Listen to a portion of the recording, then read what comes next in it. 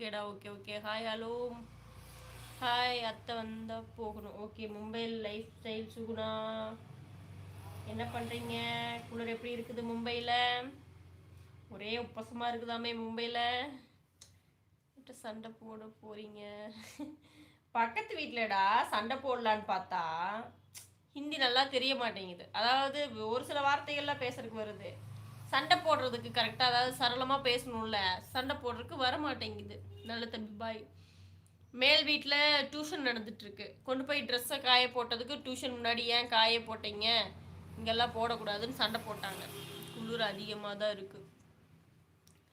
அதனால அப்புறம் நான் அவங்க இடத்துல அவங்க துணி காய போடக்கூடாதுன்னு சண்டை போட்டாங்க. அப்போ நான் என்ன பண்ணுவேன்? என் இடத்துல ஏதாவது பண்ணணும்ல. நான் என்ன பண்ணேன்? என் பால்கனிலேருந்து தண்ணி ஊற்றி விட்டேன். கீழெல்லாம் ஊற்றல, செடியில் ஊற்றி விட்டேன். அது வந்து கீழே டியூஷன் மேலே வரவங்க மேலே தலையில் விழுகுதான்.